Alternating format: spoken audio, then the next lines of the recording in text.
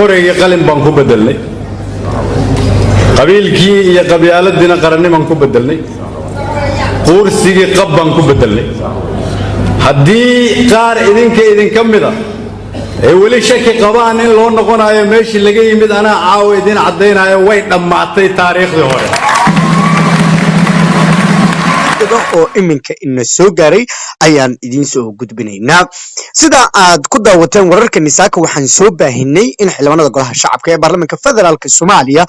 ay markaas qorsheynayaan inay xilka ka xayuubiyaan xukuumadda ra'iisul wasaare Xasan Cali Khayre oo aad culus loo soo jeediyay hadda baarlamaanka Soomaaliya ayaa kulan degdeg ah yeeshay waxaana la sheegay in mooshin laga soo gudbiyay markaasi xukuumadda ra'iisul wasaare Xasan Cali Khayre waxaa la sheegay in xildhibaano ka badan 100 xildhibaan ay mooshin degdeg ah ku soo gudbiyeen xukuumadda ra'iisul wasaare Xasan Cali Khayre waxaana kulankii baarlamaanka maanta oo xildhibaano ku dhow 170 xildhibaan ay soo xaadireen waxa la sheegay in xilkii looga xayuubiyay ra'iisul wasaaraha iyo xukuumaddiisa codka kalsoonidana laga laabtay gudoomiyaha golaha shacabka ee baarlamaanka federaalka Soomaaliya Maxamed Mursal Sheekh Cabdiraxmaan oo kulanka shir gudoominayay goor dhowna natiijada ku dhawaaqay ayaa waxa uu sheegay in xildhibaanada golaha shacabka ee baarlamaanka federaalka Soomaaliya ay kalsoonidii kala laabteen ra'iisul wasaare Xasan Cali Khayre oo muddo ku dhow 4 sano ahaa ra'iisul wasaaraha Jamhuuriyadda Federaalka Soomaaliya isaga iyo xukuumaddiisa waxa lagu eedeeyay in ra'iisul wasaaraha xukuumaddiisa ay ka soo bixi waayeen shaqooyinkii baarlamaanku uu igmaday oo igu horeyso dhamaystirka dastuurka sugidda amniga qaranka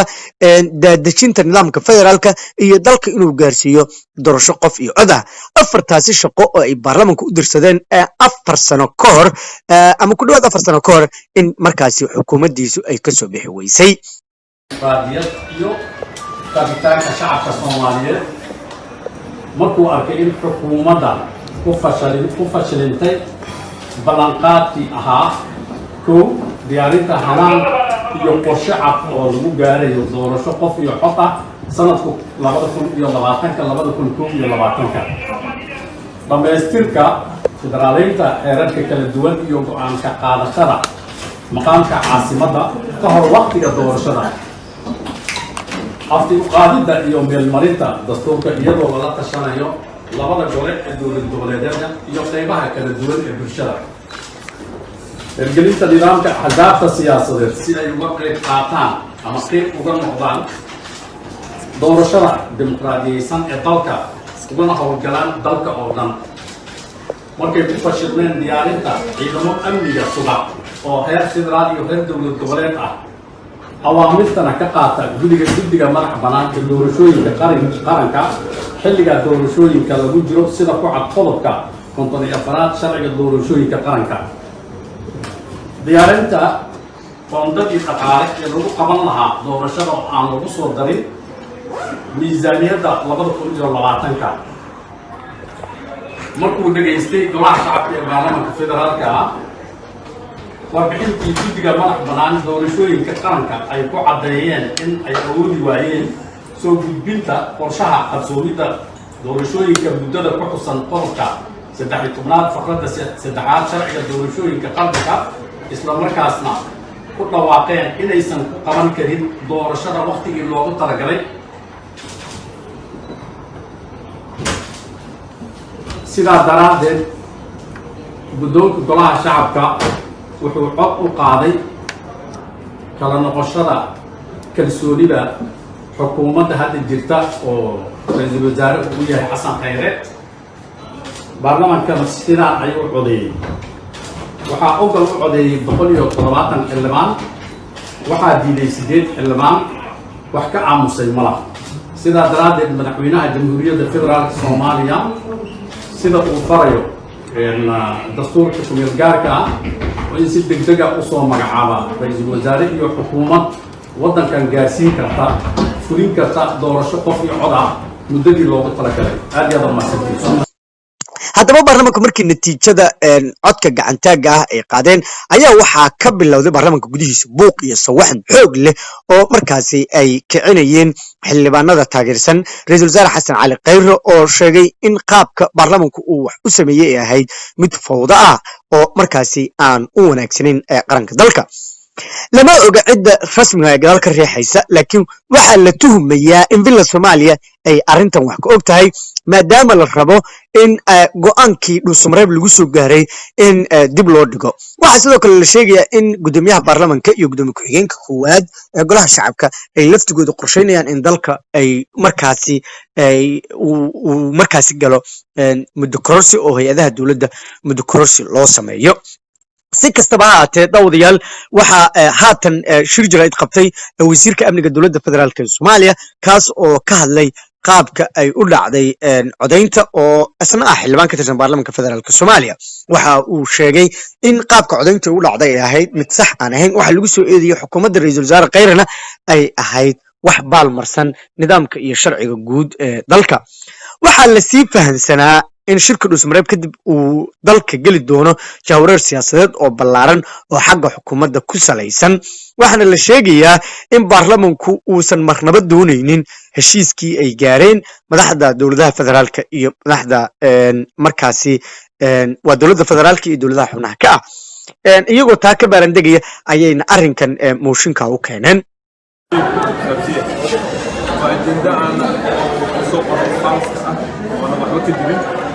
markan ajandihii aan dhexgalahada gudoomiyuhu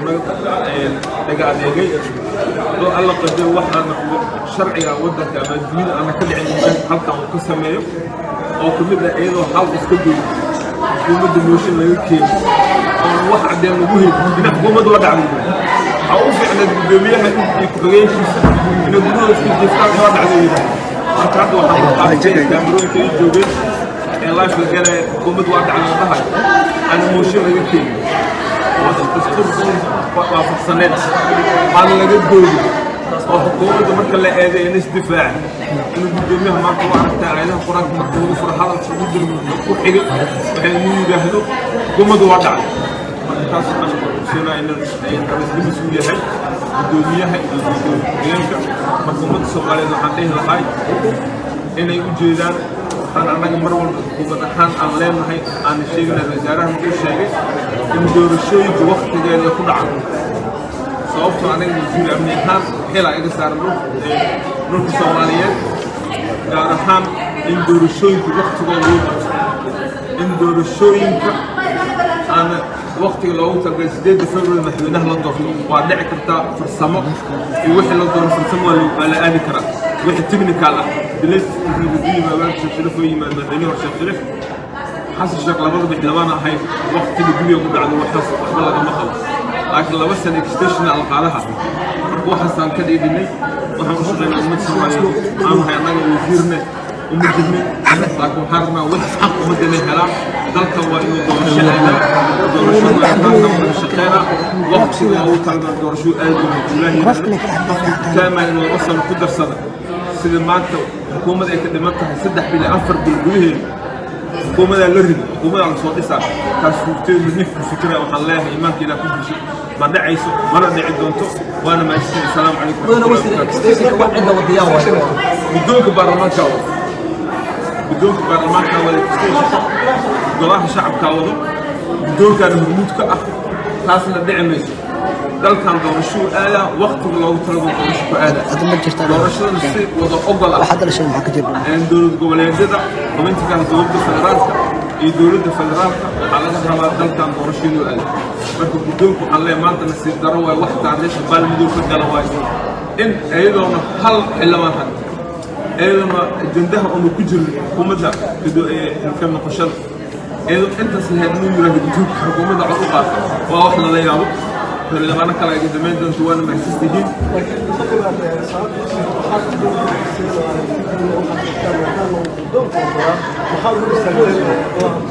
الحمد لله تواجه هذه الفرصة لسانة كل مالك دور خلق وعقوقة دور الشيوخ حكومة لا دعنا صومالي إيش كانوا بلو مركو حانا دولة اللي أنا أقول أنا هاد إنه أركيش تصويرات وعلما هديش واحد فينا إنه تصوير مركو أنت أنا مركو أنا قدام كوجانا شعينا هو كان سنة حي واحد من دولة اللي أنت سهل كيو نيمك ومصير ضرب الله هو أمد الصوماليين إنه يجيبنا مرة إنه مرة الله صعد على الوهرة إن شاء الله بإذن الله كريم حنكون شغالين من دولة دورش شيء قال اللي هاد si ummadda Soomaaliya ku soo afar sano kasta waxaa ka dhacay dalka 2000 ilaa hadda afar sano kasta waxaa ka dhacay doorashada dhacaysa biidna kale station ma ogolo xukuumadda marka wasaaraha mushahada waa ku xilaa xukuumadda ومن ساعات غير ما أقول لك ستيشن دورشات بعيس دورشات كيف كل عيسو بدأت ما نقول إذا إمارة القرن البرلمان سكر دورش حلقة في حلقة بدأ بحين كل قدوميها